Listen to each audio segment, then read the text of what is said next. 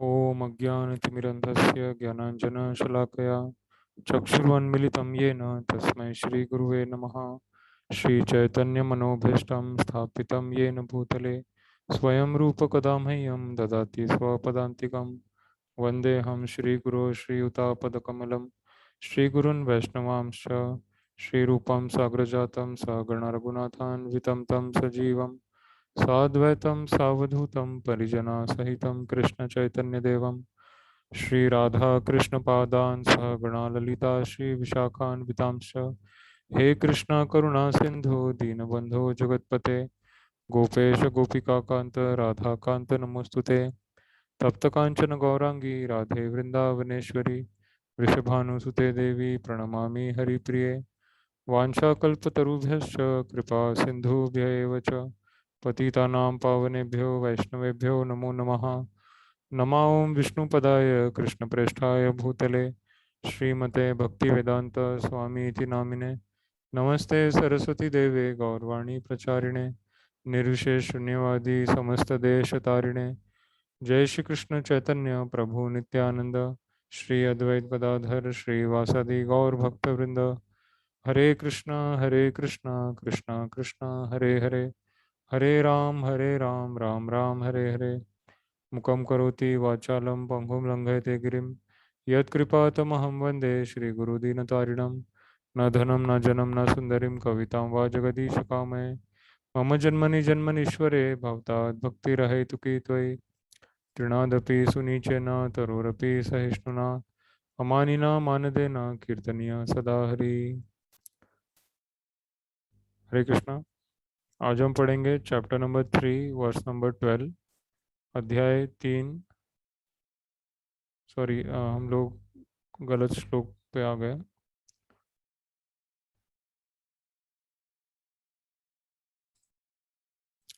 हम पढ़ेंगे chapter 3 verse number 37 38।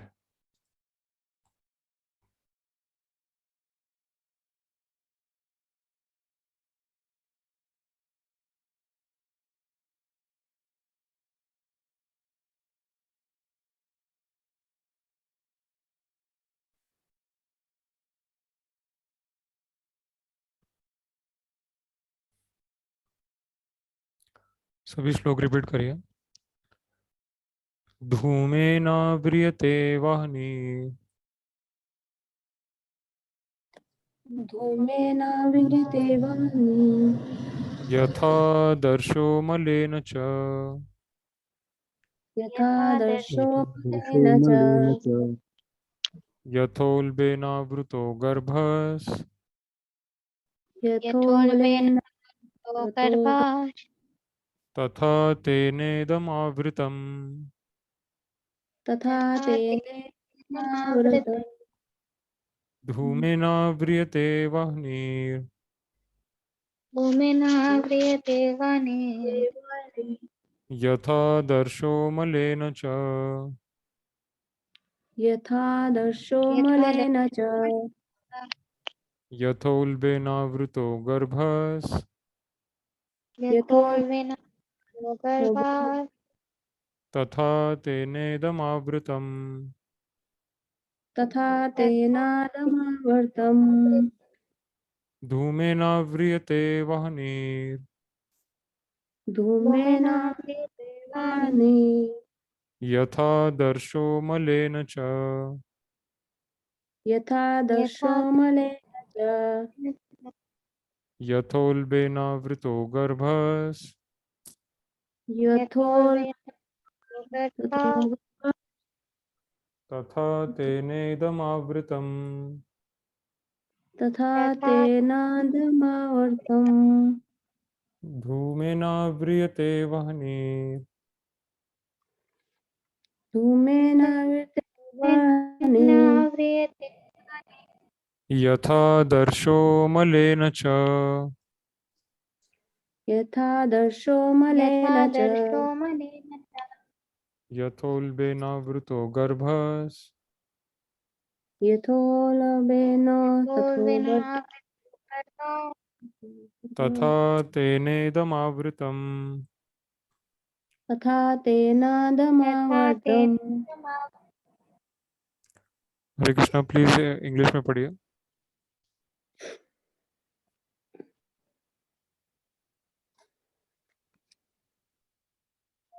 हरे कृष्ण प्रभु जी, मैं पढ़ूं? हाँ पढ़िए।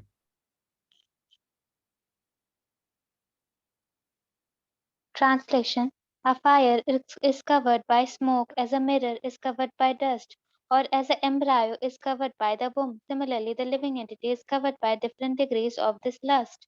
Purport: There are 3 degrees of covering of the wood.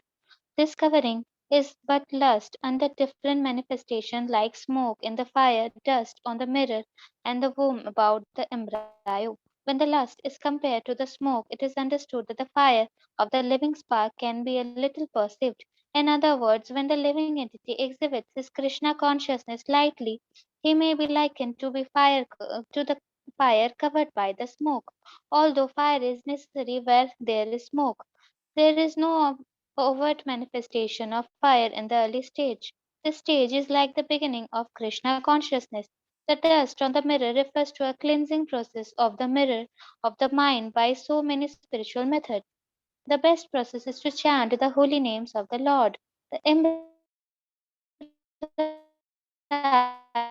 covered by the womb is is so helpless that he cannot even move. This stage of living condition can be compared to that of the tree. The tree are also living entities, but they have been put in such a condition of life by such a great exhibition of lust that they are almost void of all consciousness. The covered mirror is compared to the birds and the beasts, and the smoke covered fire is compared to the human being. In the form of a human being, the living entity may revive a little Krishna consciousness, and if he makes further development, the fire of spiritual life can be kindled in the human form of life. By careful handling of the smoke in the fire can be made to blaze. Therefore, the human form of life is a chance for the living entity to escape the entanglement of the material existence. In the human form of life, one can conquer the enemy lust by cultivation of Krishna consciousness under able guidance. Hare Krishna, Krishna Krishna, Hare Hare, Hare Ram, Ram Ram, Hare Hare. Jai Shri Prabhupada. Hare Krishna Prabhuji. Thank you. Hare Krishna, जय Srila Prabhupada, thank you. Please Hindi में पढ़िए। हरे कृष्ण प्रभु जी। जिस प्रकार अग्नि धुएं से, दर्पण धूल से अथवा ब्रह्म गर्भाशय से आवृत रहता है, उसी प्रकार जीवात्मा किस काम की विभिन्न मात्राओं से आवृत रहता है। तात्पर्य: जीवात्मा के आवरण के 3 कोटियां हैं, जिनसे उसकी शुद्धि की चेतना धूलित होती है। यह आवरण काम ही है जो विभिन्न स्वरूपों में होता है, यथा अग्नि में धुआं, दर्पण पर धूल तथा भ्रूण पर गर्भाशय। जब काम की उपमा धूल से दी जाती है तो यह समझना चाहिए कि जीवित स्फूली की अग्नि कुछ अनुभवज्ञ है। दूसरे शब्दों में, जब जीवात्मा अपने कृष्णा भावनामृत को कुछ प्रकट करता है तो उसकी उपमा धुएं से आवृत अग्नि से दी जा सकती है। यद्यपि जहाँ कहीं धुआं होता है वहाँ अग्नि का होना अनिवार्य है, किंतु प्रभावित अवस्था में अग्नि की प्रत्यक्ष अभिव्यक्ति नहीं होती। यह अवस्था कृष्णा भावनामृत के शुभारंभ जैसी है। दर्पण पर धूल का उदाहरण मन रूपी दर्पण को अनेकानेक आध्यात्मिक विधियों से स्वच्छ करने की प्रक्रिया के समान है। इसकी सर्वश्रेष्ठ विधि है भगवान के पवित्र नाम का संकीर्तन। गर्भाशय द्वारा आवर्तन भ्रूण का दृष्टांत असहाय अवस्था में दिया गया है, क्योंकि गर्भ स्थित शिशु इधर उधर हिलने के लिए भी स्वतंत्र नहीं रहता। जीवन की यह अवस्था वृक्षों के समान है। वृक्ष भी जीवात्माएं हैं, किंतु उनमें काम की प्रबलता को देखते हुए उन्हें ऐसी योनि मिली है कि वे प्राय चेतना शून्य होते हैं।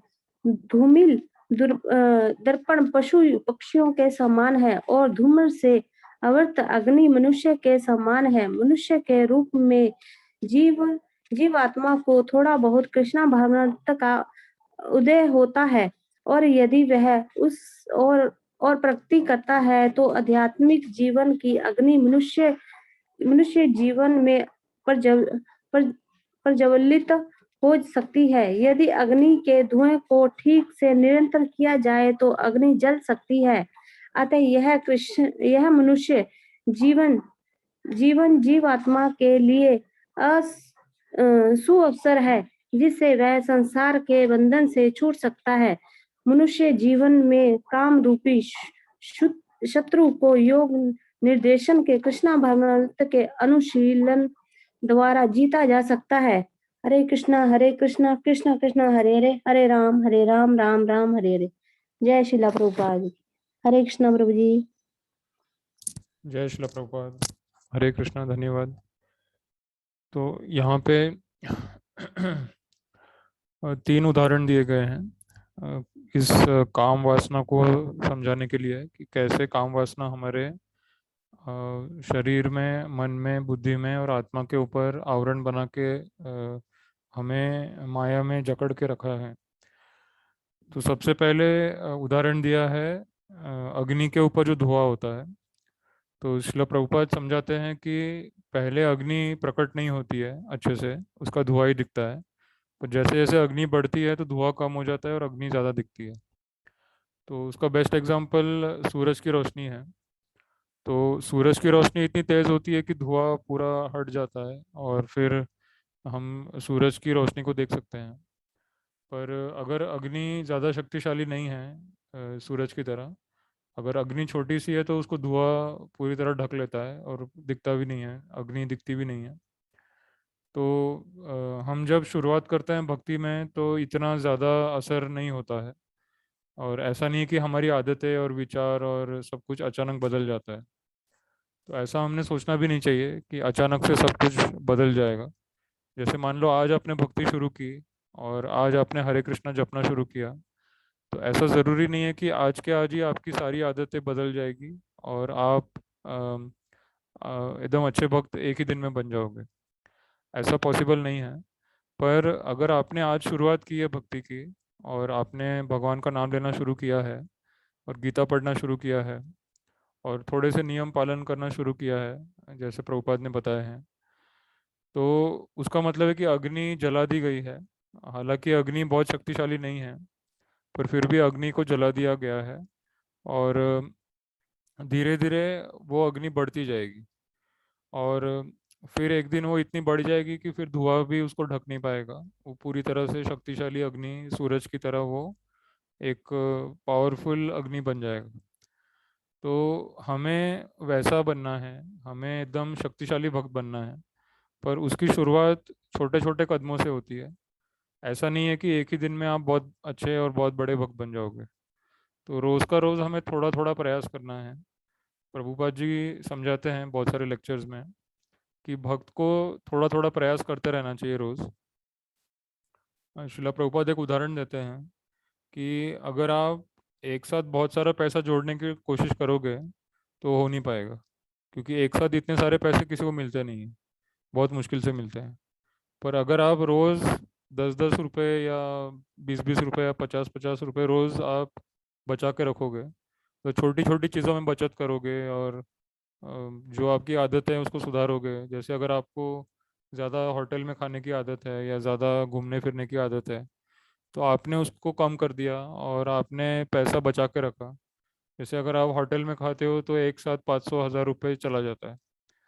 तो अगर आप सोचोगे कि नहीं अब मैं होटल में नहीं खाऊंगे, और हफ्ते में एक बार खाते थे तो हम 6 महीने में एक बार खाएंगे या साल भर में एक बार होटल जाएंगे, तो उससे क्या होगा कि महीने में आपका जो 500-1000 रुपये जाता था वो फिर साल भर में आपके 12,000-13,000 रुपये बच जाएंगे, जो कि बहुत बड़ी रकम है।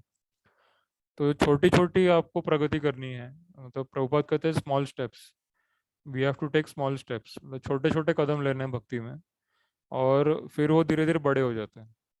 तो हमें पता भी नहीं चलता है कि ये इतना बड़ा कैसे हो गया। तो हमें रोज़ गीता का एक श्लोक पढ़ना है, रोज़ माला करनी है, रोज़ भगवान को भोग लगाना है और रोज़ बचत करते रहना है, मतलब अपनी माया की तरफ आकर्षण कम करना है। जैसे अगर आप रोज़ टीवी सीरियल देखते हैं 1 घंटा, या 2 घंटा आप टीवी सीरियल देखते हैं, तो वो तो बेकार है, वो तो 2 घंटे आपके बर्बाद हो रहे हैं। क्योंकि टीवी सीरियल में जो दिखाते हैं वो तो काल्पनिक चीज़ें हैं, उसमें सत्य कुछ है नहीं। तो आपका ऐसे ही समय बर्बाद होता है। तो अगर वो 2 घंटे बचा के आप माला करोगे, तो वैसे लोग कहते हैं कि हमारे पास टाइम नहीं है, हमारे पास भक्ति करने को टाइम नहीं है, भगवान का नाम लेने के लिए टाइम नहीं है। पर अगर आप सोचें कि दिन भर में आप क्या क्या करते हैं, आप सुबह उठते हैं, फिर कुछ भोजन बनाते हैं, फिर घर की सफाई करते हैं, फिर आपको जैसे ही फ्री टाइम मिलता है तो आप क्या करते हैं? आप या तो न्यूज़पेपर पढ़ते हैं, या तो आप टीवी लगा देते हैं, टीवी लगा के आप कोई सीरियल देखते हैं, या फिर आप इधर उधर की बातें करते हैं, आस पड़ोस में क्या चल रहा है, किसके जीवन में क्या चल रहा है, किसका किसका बेटा कहाँ है, और किसकी पत्नी क्या कर रही है, और किसकी बहू क्या कर रही है। हम आसपास की खबर निकालने की ट्राई करते हैं। तो या फिर हम न्यूज़ चैनल लगाते हैं कि देश में क्या चल रहा है, कौन से पॉलिटिशियन ने क्या बोला। या फिर हम लोग टीवी सीरियल लगा देते हैं कि सास बहू की सीरियल वगैरह कुछ। या फिर रात को आजकल लोग वो देखते हैं, करोड़पति कौन बने करोड़पति। तो हम करोड़पति बनने के सपने देखते हैं। तो इस तरह से हम अपना बहुत सारा समय बर्बाद करते हैं दिन भर में।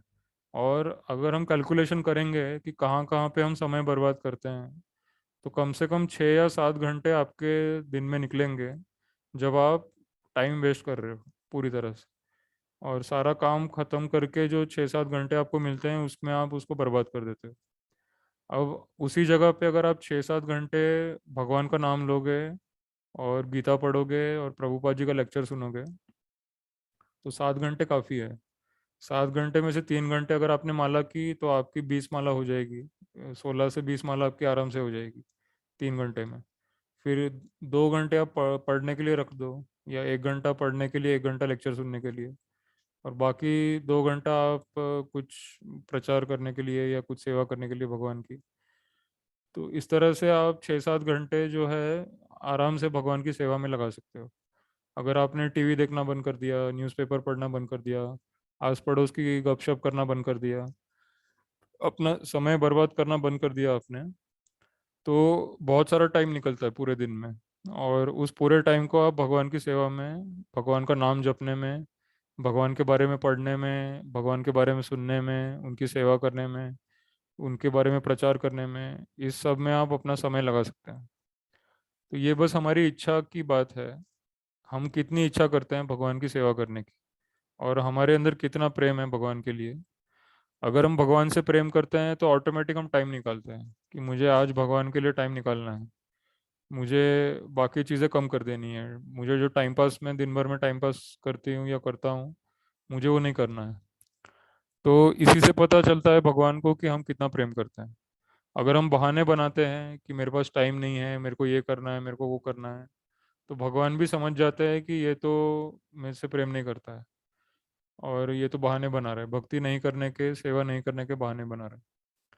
तो हमको अपने आप को सुधारना है। ये मनुष्य जीवन हमको मिला है इस काम वासना को ख़त्म करने के लिए, इस शारीरिक भोग की जो इच्छा है उसको ख़त्म करने के लिए हमको ये शरीर मिला है। और हमें इस शरीर को भगवान की सेवा में इस्तेमाल करना है। क्योंकि ये जो शरीर है हमारा, ये एक किराए के मकान की तरह है, और इस किराए के मकान का मालिक भगवान है। तो हमारे शरीर का भी मालिक भगवान है, हमारे मन, हमारी बुद्धि, हमारी आत्मा का भी मालिक भगवान है।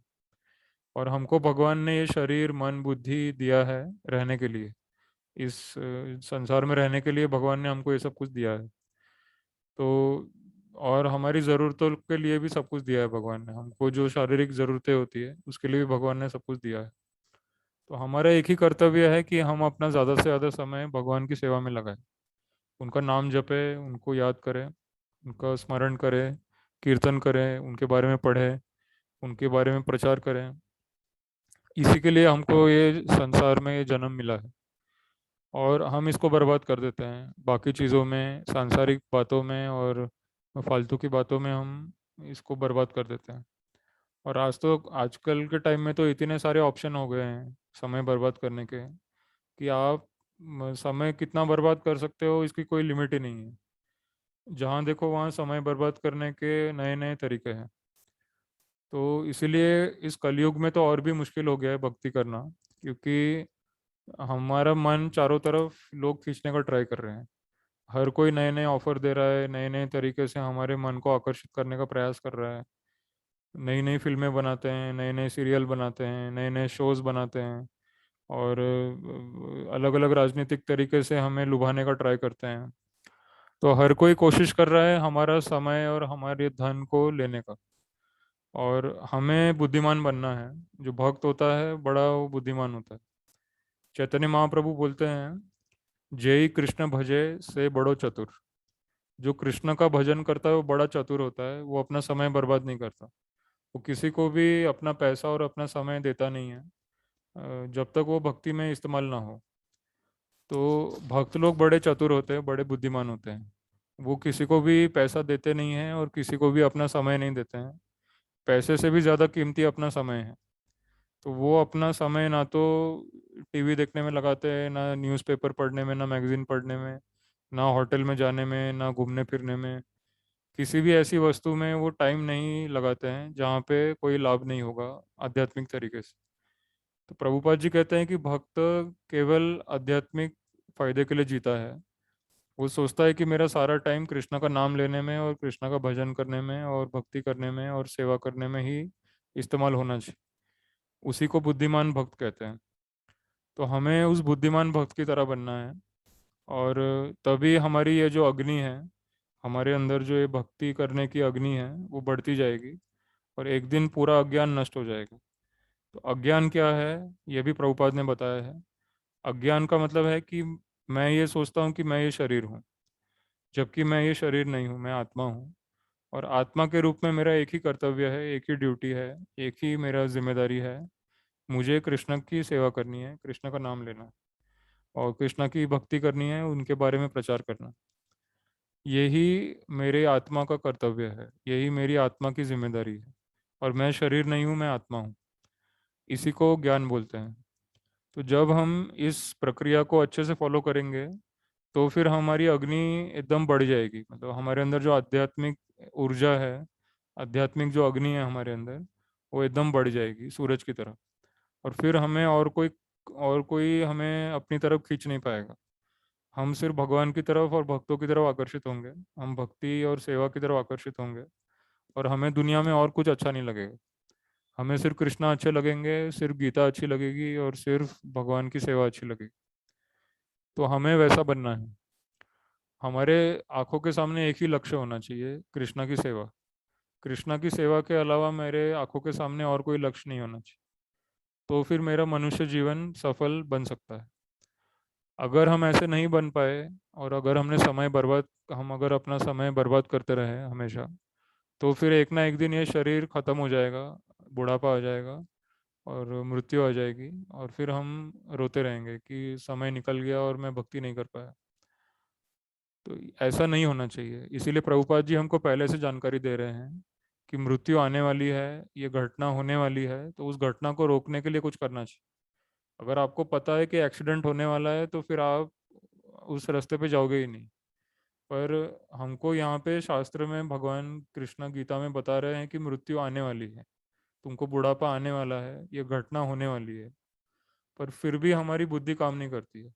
हम फिर भी संसार में खोए रहते हैं, इधर उधर की बातों में, सांसारिक बातों में, पॉलिटिक्स की बातों में, और फिल्मों की बातों में, और आस पड़ोस की गपशप में, और इसी फालतू चीज़ों में हम लोग अपना समय बर्बाद करते रहते हैं। जबकि जीवन का उद्देश्य एक ही है, कृष्ण की सेवा। कृष्ण का नाम लेना, भगवान की सेवा करना, भगवान का स्मरण करना।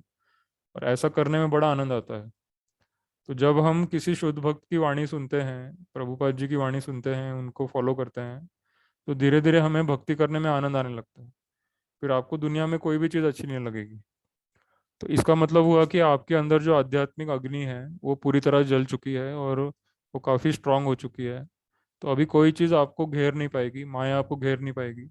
और आप निरंतर भक्ति करते रहोगे, नाम लेते रहोगे। तो यही हमारे जीवन का उद्देश्य है। नहीं तो शंकर भगवान कहते हैं, पुनरपि जननम पुनरपि मरणम, पुनरपि जननी झठरे शयनम, इह संसारे बहुदुष्टारे, कृपया पारे पारी पाही मुरारे। तो शंकर भगवान कहते हैं कि ये माया बहुत ही शक्तिशाली है, बार बार हमें जन्म लेना पड़ता है, बार बार मरना पड़ता है, बार बार माँ के पेट में जाना पड़ता है और वहाँ पे कष्ट भोगना पड़ता है, और माँ के पेट से बाहर निकल के भी कष्ट भोगना पड़ता है बहुत सारा।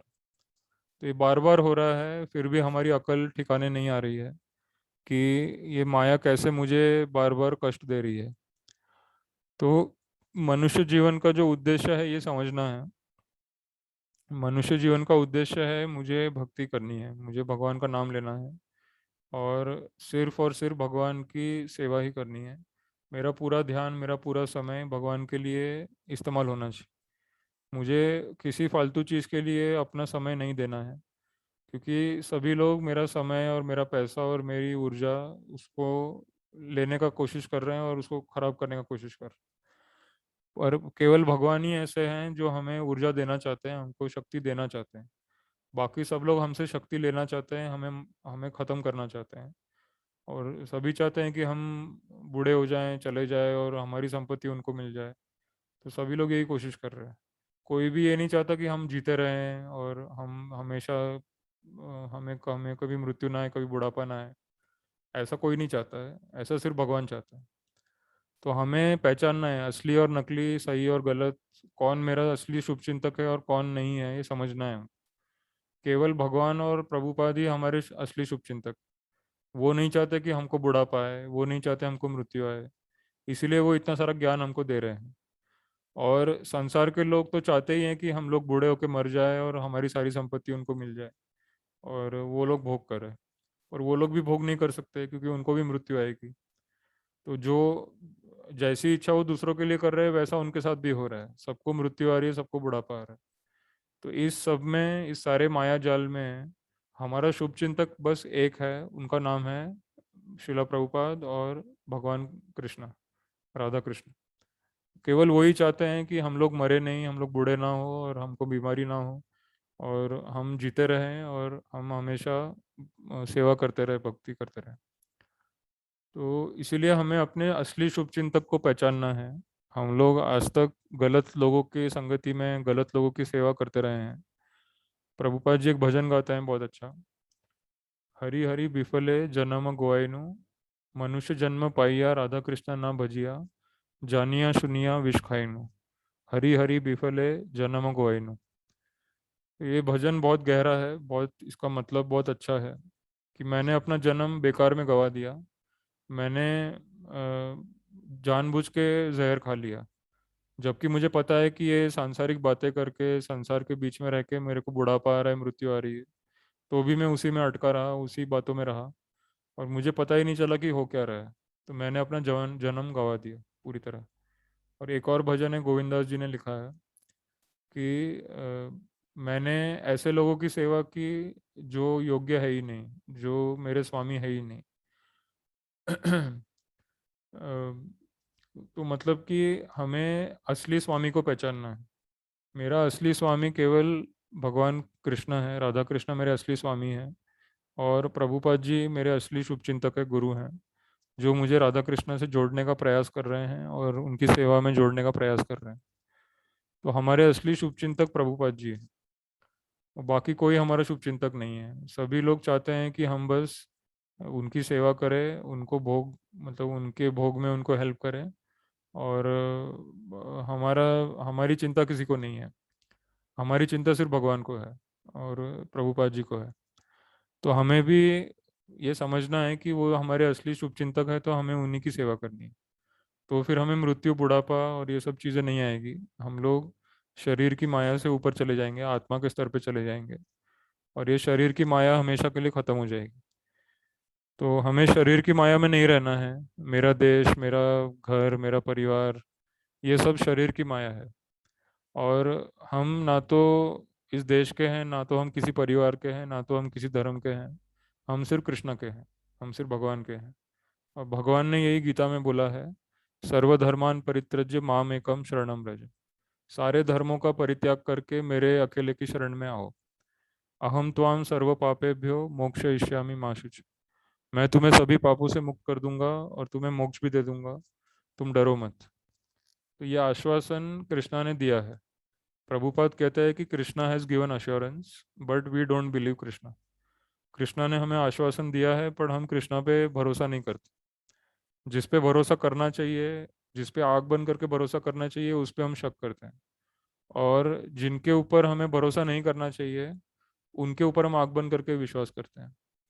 तो हम संसार पे, घर वालों पे, देश वालों पे हम लोग आँख बंद करके भरोसा करते हैं। पर सब लोग अपने स्वार्थ के लिए जीते हैं, कोई हमारे हित के लिए कुछ नहीं करता है। हमारे हित के लिए सिर्फ भगवान करते हैं और गुरु करते हैं, श्रीला प्रभुपाद करते हैं। और जो हमारे हित के लिए सब कुछ करते हैं, यहाँ तक कि भगवान वेद और गीता हमको देते हैं, हम जो खाना खाते हैं उसको पचाते हैं। भगवान गीता में बोलते हैं, अहम वैश्वानरो भूतवा प्राणिनाम देहम आश्रिता। मैं सभी प्राणियों के पेट में अग्नि बन के रहता हूँ, और वो जो खाना खाते हैं उसको मैं पचाता हूँ। तो भगवान हमारे पेट में खाना भी पचा रहे हैं हमारे लिए, और हमको वेदों का ज्ञान भी दे रहे हैं। वेदेश्च सर्वे अहमेव वेद्यो। तो सारे वेद और सारे शास्त्र भगवान हमको देते हैं, हमारे पेट में अग्नि बन के खाना भी पचाते हैं, हमको इतनी सारी सुविधाएं देते हैं भगवान। तो वही भगवान और प्रभुपाद ही हमारे असली शुभचिंतक, क्योंकि ये सारा भगवान का ज्ञान हमको प्रभुपाद दे रहे हैं। तो एक तरह से देखा जाए तो केवल राधा कृष्णा और प्रभुपाद ही हमारे असली शुभचिंतक, वही हमारे लिए सब कुछ कर रहे हैं। तो हमें भी इस बात को समझना है कि जो हमारा असली शुभचिंतक है उसी के लिए हमें सब कुछ करना है। हमें संसार के लिए कुछ नहीं करना है, हमें सिर्फ भगवान के लिए करना है। और यही बात अर्जुन को समझाई जा रही है गीता में, कि इस संसार में तुम्हारा कोई शुभचिंतक नहीं है, और ना होगा, ना पहले था, ना अभी है, ना भविष्य में कोई तुम्हारा शुभचिंतक होगा।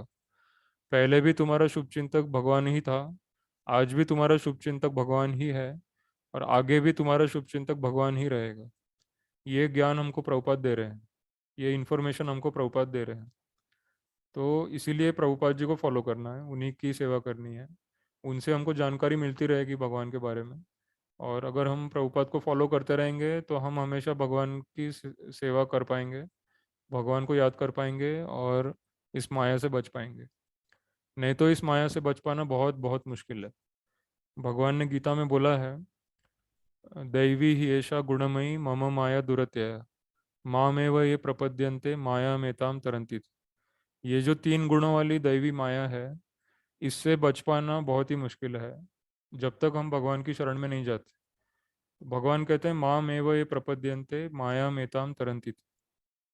जो मेरी शरण में आ जाता है, जो मेरा भक्त बन जाता है, जो हमेशा मेरा स्मरण करता है, जो मेरी ही सेवा करता है, जो मेरा ही नाम लेता है, ऐसा भक्त माया से पार हो जाता है। वो फिर 3 गुणों से पार हो जाता है, और उसको जन्म मृत्यु फिर से नहीं होता है, वो जन्म मृत्यु के चक्र से पार हो जाता है। तो ये बहुत बड़ा एक हमको वरदान है, बहुत बड़ा आशीर्वाद है प्रभुपाद का, कि आज के समय में भी इतनी माया होते हुए भी हमको ये ज्ञान मिल रहा है। और हमको प्रभुपाद जी मौका दे रहे हैं कि आप कुछ सेवा करो, आप प्रचार करो, गीता पढ़ो, नाम जपो, प्रसाद लो, इसका प्रचार करो समाज में। लोगों को बताओ कि हम सब भगवान के दास हैं, हमारे अंदर जातिवाद नहीं होना चाहिए, हमारे अंदर भेदभाव नहीं होना चाहिए, हम सब भगवान के दास हैं, हम सब भगवान के सेवक हैं। तो ये जो शुद्ध ज्ञान है गीता का, ये अभी भी हमको मिल रहा है श्रीला प्रभुपाद की कृपा से।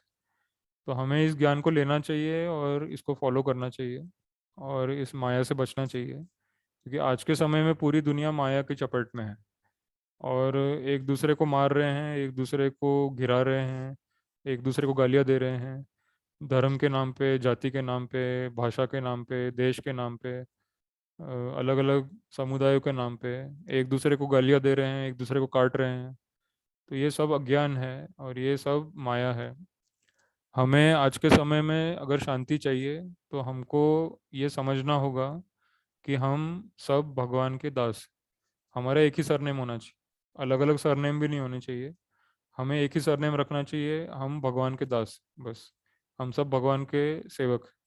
तो सारे लोगों का एक ही सरनेम होना चाहिए, तो फिर भेदभाव भी खत्म हो जाएगा, और फिर सब लोग शांति से रहेंगे, एक दूसरे को काटेंगे नहीं, एक दूसरे को मारेंगे नहीं, और एक दूसरे से लड़ाई नहीं करेंगे। अगर हम अगर एक रूल बन जाए कि सबका सरनेम एक ही होगा, बस, कि सब दास हैं, सभी सर्वेंट, सभी भगवान के सेवक। तो ऐसा रूल बना देना चाहिए, और इससे सारी लड़ाई खत्म हो जाएगी। और सबको याद रहेगा कि मैं तो भगवान का दास, तो मैं आपस में क्यों लड़ रहा हूँ, हम लोग आपस में क्यों क्यों लड़ रहे हैं फालतू में। तो इसी से हम बच पाएंगे और संसार के बंधन से हम छूट पाएंगे। तो यहाँ पे किसी को कोई प्रश्न या डाउट है तो पूछ सकते हैं।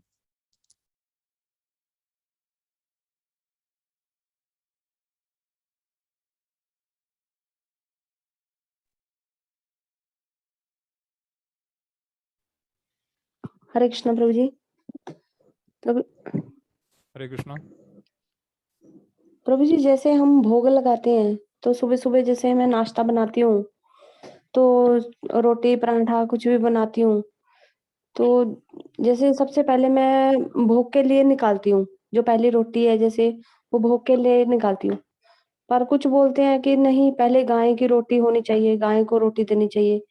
ये सुबह-सुबह मुझे जब बनाती हूँ ना तो मुझे डाउट होता है कि मैं गाय की निकालूँ या मैं तो भगवान जी के रख देती हूँ पहले, उन्हीं को प्रसाद लगवाती हूँ। ये कैसे करना चाहिए मुझे? ये नहीं समझ आता सुबह-सुबह प्रभु जी। हाँ, तो दोनों कर सकते हैं, भगवान को भोग लगाओ और भगवान के भोग में से पहली रोटी गाय को दे दो। जी, जो उसमें बनाई है, हाँ जो मतलब भोग लगा दिया उसके बाद प्रभु जी? हाँ, भोग लगा दो भगवान को पहले, और भगवान को जी, भोग लगाने के बाद भगवान की प्लेट से जो रोटी निकालते हो वो पहली रोटी गाय को जी, दे दो। जी। यही डाउट था प्रभु जी। जी। हरे कृष्ण। और कोई प्रश्न कृष्ण। किसी को?